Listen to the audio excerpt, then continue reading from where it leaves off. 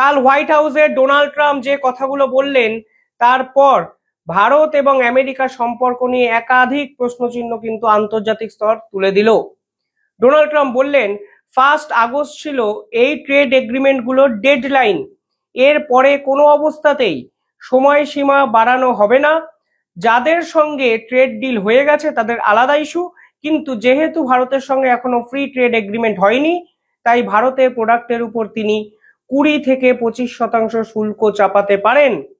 Coat unquote তিনি কি বলেছেন? তিনি পরিষ্কার বলেছেন, trade deal is not finalised, we may have to impose reciprocal tariff of 20 to 25% from 1 August 2025। অর্থাৎ ডোনাল্ড ট্রাম্প ফের একবার ভারতকে হুঁশিয়ারি দিলেন। দেখুন, শেষ 1 মাস যদি ভারত এবং আমেরিকার সম্পর্কটা পর্যালোচনা করেন দেখবেন হুমকি পাল্টা হুঁশিয়ারি, হুঁশিয়ারি পাল্টা হুমকি, এই রকম একটা পাড়ার গুন্ডামি স্তরে নামিয়ে নিয়ে এসছেন ডোনাল্ড ট্রাম্প। কিছুদিন আগে এই ডোনাল্ড ট্রাম্প বলেছিলেন যদি ভারত রাশিয়ার সঙ্গে সম্পর্ক রাখে তাহলে আমরা ভারতের উপরই ট্যারিফ চাপিয়ে দেবো। এবার আপনি ভাবুন, কিছুদিন আগে ডোনাল্ড ট্রাম্পের মনে হয়েছিল রাশিয়ার সাথে ভারতের বন্ধুত্ব অত্যন্ত ভালো, রাশিয়াকে একমাত্র থামাতে পারে ভারতই। ভারতই নাকি রাশিয়ার থেকে দিনের পর দিন ক্রুড অয়েল কিনছে এবং ক্রুড অয়েল কিনে রাশিয়ার ইকোনমিক্যাল সিস্টেমকে বাঁচিয়ে রেখেছে। আজকে ডোনাল্ড ট্রাম্পের মনে হচ্ছে যে আসলে এই যেহেতু ট্রেড ডিলটা করা সম্ভব হয়নি তাই ভারতের ট্যারিফ লাগানো হবে ভারতের প্রোডাক্টের উপর। আসল গল্পটা কি, এই ট্রেড ডিলটা কেন করা সম্ভব হয়নি সেটা কিন্তু আন্তর্জাতিক স্তরে ডোনাল্ড ট্রাম্প প্রকাশ করছেন না। দেখুন, মূলত 4 থেকে 5টা প্রোডাক্টকে নিয়ে দর কষাকষি চলছে। ভারত কিছু কথা বলেছে, ডোনাল্ড ট্রাম্প কিছু পয়েন্ট রেজ করেছেন। ইতিমধ্যেই এই ট্রেড এগ্রিমেন্ট যখন হচ্ছিল তখন ওয়ার্ল্ড ট্রেড অর্গানাইজেশনেও ভারত এবং আমেরিকা নিজেদের বিপক্ষে একাধিক গুরুত্বপূর্ণ পদক্ষেপ নিয়ে বসে আছে। আমেরিকা কি করেছে? আমেরিকা স্টিল, অ্যালুমিনিয়াম, কপারের এবং অটোমোবাইল পার্টসের উপর 25% ট্যারিফ কিন্তু আগেই লাগিয়ে দিয়েছে। ভারত বলেছে এই যে তোমরা ট্যারিফটা লাগালে এরপর আমাদের $740 মিলিয়ন ক্ষতি হবে, এই $740 মিলিয়ন ক্ষতিপূরণ তোমাদেরকেই করতে হবে। এবার আমরা তোমাদের প্রোডাক্টের উপর ট্যারিফ লাগাচ্ছি যেন তোমাদের প্রোডাক্টের উপর শুল্ক চাপিয়ে আমাদের ওই ক্ষতি হয়ে যাওয়া $740 মিলিয়ন আমরা রোজগার করতে পারি। এই একটা যুদ্ধ কিন্তু ওয়ার্ল্ড ট্রেড অর্গানাইজেশনে চলছে। পাশাপাশি ডোনাল্ড ট্রাম্প বারবার ডেডলাইন এই শব্দটি প্রয়োগ করে ভারতের উপর প্রেসার ক্রিয়েট করছে।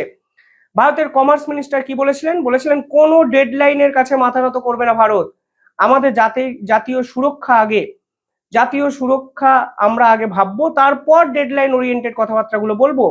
কিন্তু সেই ডেডলাইনকে নিশানা করে ডোনাল্ড ট্রাম্প ভারতকে ফের একবার বন্ধুকে নলের সামনে দাঁড় করালেন। কোন কোন জায়গায় ডিসপুট? দেখুন, প্রথম যে প্রোডাক্ট নিয়ে ডিসপুট সেটা হলো এগ্রিকালচার প্রোডাক্ট। এই এগ্রিকালচার প্রোডাক্ট আমেরিকা চায় আমেরিকার এগ্রিকালচার প্রোডাক্ট ভারতের মার্কেটে আসুক, যা ভারত কোনোভাবেই চায় না। মূলত দুটো প্রোডাক্টকে নিয়ে ভারতের ব্যবসায়ী ইস্যু আছে, শুধু সেটা নয়, ইকোনমিক্যাল ইস্যুর পাশাপাশি সেন্টিমেন্টাল ইস্যু আছে। ভারত সরকার পরিষ্কার বলেছে এই যে ডেয়ারি প্রোডাক্ট এবং এগ্রিকালচার প্রোডাক্ট এটা শুধুমাত্র আমাদের ডোমেস্টিক ফার্মার্স কিংবা ডোমেস্টিক যারা দুগ্ধ ব্যবসায়ী তাদেরকে বাঁচানোর জন্য আমরা করছি সেটা নয়, এর সঙ্গে আমাদের কালচার সংস্কৃতি জড়িত আছে, এই সঙ্গে আমাদের সেন্টিমেন্টটা জড়িত আছে। যেমন ধরুন, দুধ থেকে যখন চিজ তৈরি হয় তখন আমেরিকা যে পদ্ধতিতে চিজ তৈরি হয় সেই পদ্ধতিটা মেনটেন করলে এই চিজ কিন্তু ননভেজ প্রোডাক্ট হয়ে যায়। মানে তারা বাছুরের এমন এক উৎসেচক ব্যবহার করে, সেই উৎসেচক ব্যবহার করা ভারতের সংস্কৃতিতে নেই। ভারত কিন্তু একই পদ্ধতিতে যখন চিজ তৈরি করে দুধ থেকে তখন কিন্তু গাছের একটা এনজাইম ব্যবহার করে। অর্থাৎ ভারত এই সেন্টিমেন্টাল ইস্যুগুলোকে সামনে রেখেছে আমেরিকার, যে আমাদের non veg issue, veg issue, cultural বিভিন্ন একে অপরের প্রতি মানে যদি বলা হয় বিভেদ আছে, আমেরিকা যেভাবে ভাবে আমরা সেভাবে ভাবি না, ফলে এগ্রিকালচার এবং ডেয়ারি প্রোডাক্টটাকে আপনারা দূরে রাখুন। এই এগ্রিকালচার ডেয়ারি নিয়ে আমরা আলোচনা করতে চাইছি না।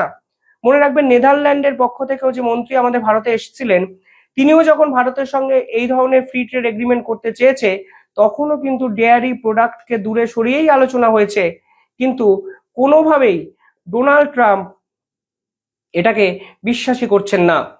পাশাপাশি ভারত কিছুদিন আগেই একটি বলেছিলেন যে যারা আমাদের এখানে ডেয়ারি প্রোডাক্ট বিক্রি করবেন তাদের একটা সার্টিফিকেট ইস্যু করতে হবে। এই সার্টিফিকেট ইস্যু করে তাদের বলতে হবে যে তারা ভারতের গাইডলাইন অনুযায়ী কাজ করবে এবং তারা ডেয়ারি প্রোডাক্টকে ভেজিটেরিয়ান প্রোডাক্ট হিসাবেই রাখবে। আমেরিকা বলেছিল আমরা কেন রাখবো এভাবে, আমরা আমাদের মতো করে বিক্রি একটা করব, এটা বলেছিল। তো ভারত বলেছিল আমাদের যদি ফুড সিকিউরিটি ডিপার্টমেন্ট এটাকে মেনে চলে তাহলে আমেরিকাকেও মানতে হবে। ফলে সব মিলিয়ে আমি যেটা বোঝাতে চাইছি, এগ্রিকালচার প্রোডাক্ট এবং ডেয়ারি প্রোডাক্ট নিয়ে সংঘাত এবং সংঘর্ষ চলছিলই। কোনোভাবেই ভারতবর্ষ এগ্রিকালচার প্রোডাক্টের যে নিজস্ব ডোমেস্টিক মার্কেটকে সেফগার্ড করার যে কথাবার্তাগুলো বলেছে ডোনাল্ড ট্রাম্প মেনে নেয়নি। ভারতবর্ষ বলেছে আমরা কেন কৃষকদেরকে অবহেলা করব, আমাদের কৃষকরা দেশের সম্পদ, সেখানে আমেরিকার এগ্রিকালচার প্রোডাক্ট ভারতের মার্কেটকে আমরা আনতে দেবো কেন, ঢোকাতে দেবো কেন? এতে আমাদের কৃষকরা কিন্তু ভিক্টিমাইজড হতে পারে। ফলে ডোনাল্ড ট্রাম্প রাজি হয়নি, ফলে এগ্রিমেন্ট পিছিয়ে যেতে শুরু করেছে। তবে এর পাশাপাশি আজকে আরো কিছু নির্দিষ্ট কারণ কিন্তু আমাদের সামনে উঠে এলো, যে কারণগুলো কিন্তু দুই দেশের এগ্রিমেন্টের অন্যতম গুরুত্বপূর্ণ কারণ। 3 নম্বর যে পয়েন্টে উঠে এসছে তা হলো মেডিকেল ডিভাইস। দেখুন, মেডিকেল ডিভাইসের ক্ষেত্রে ভারত আর আমেরিকার ডিফারেন্সটা কোথায় হচ্ছে? ভারতে একাধিক মেডিকেল ডিভাইস এবং মেডিকেল ইকুইপমেন্টের একটা ক্যাপ করে দেওয়া আছে। মানে ধরুন আমি একটি প্রোডাক্টকে ভারতের মার্কেটে বিক্রি করার জন্য 2 লাখ টাকার বেশি নিতে পারবো না, একে বলা হয় সরকার নির্ধারিত ঊর্ধ্বসীমা। এই ক্যাপটা আমেরিকার প্রোডাক্ট মানতে রাজি নয়। আমেরিকার প্রোডাক্ট বলছে বা আমেরিকার বিজনেসম্যানরা বা আমেরিকার সরকার বলছে আমরা কেন ভারতের ক্যাপ অনুযায়ী বিক্রি করব? যদি আমাদের একটি প্রোডাক্টের ম্যানুফ্যাকচারিং কস্ট বেশি হয় তাহলে আমরা 10 লাখ টাকা দিয়ে ওটা বিক্রি করতে পারি। ভারত বলেছে না ভাই, ইসিজি মেশিন তোমরা ব্যবহার করবে, মানে তোমরা বিক্রি করবে এবং ভারতের উপরে এমন একটা টাকা তুমি চাপিয়ে দেবে, ফলে এটা তো মনোপলি হয়ে যাচ্ছে, এটা তো সম্ভব নয়, আমরা এটা অ্যালাউ করছি না। আমেরিকা রাজি হয়নি, এটা একটা নতুন ডিসপুটের কারণ। আজকে আরো দুটো ডিসপুটের কথা আমরা জানতে পেরেছি, এটা ডিজিটাল ট্রেড ওরিয়েন্টেড এবং একাধিক ইকোনমিক্যাল সার্ভিসকে ওরিয়েন্টেড, যদিও মনে হয় বাকিগুলো একটুখানি গৌণ। আসলে এই 3-4টে কারণ যার ফলে কোনো অবস্থাতেই এখনো অবধি ফ্রি ট্রেড এগ্রিমেন্ট করা সম্ভব হয়নি। আপনারা জানেন ভারতের পক্ষ থেকে প্রতিনিধি দল আমেরিকায় গেছিল, যে প্রতিনিধি দল আলোচনা সফলভাবে করতে পারেনি এবং 1 জুলাই মানে তাদেরকে ফিরিয়েও নেওয়া হয়েছে। ফলে সব মিলিয়ে শেষ 1-1.5 মাস ধরে আলাপ আলোচনা করেও কোনো সুরাহা পাওয়া গেল না। আজকে ডোনাল্ড ট্রাম্প বললেন ভারতের সঙ্গে এখন এগ্রিমেন্ট কমপ্লিট হয়নি বলে আমরা হয়তো 20 থেকে 25% ট্যারিফ ভারতের উপরে চাপাচ্ছি। দেখুন, তারা ট্যারিফ চাপাবেন কি চাপাবেন না 1 আগস্ট সেটা তাদের ব্যাপার, কিন্তু ভারতকে ডমিনেট করার যে চেষ্টা আমেরিকা করছে তার বিপক্ষে কিন্তু কথা বলতে হবে ভারতকেও। কারণ ভারতের বিপক্ষে অভিযোগটা আমেরিকার কি, এই ট্রেড এগ্রিমেন্টের বাদ দিয়েও রাশিয়ার সঙ্গে কেন ব্যবসা বাণিজ্য করছো? ন্যাটো হুমকি হুঁশিয়ারি দিচ্ছে যে রাশিয়ার সঙ্গে কেন ব্যবসা বাণিজ্য করছে ভারত? কেন প্রধানমন্ত্রী পুতিনকে ফোন করে মানে প্রেসার ক্রিয়েট করছেন না যুদ্ধ বন্ধ করার? ইতিমধ্যেই ডোনাল্ড ট্রাম্প 50 দিনের সময়সীমা পুতিনকে দিয়েছিলেন, যেটা কমিয়ে 10 দিনে এনেছেন।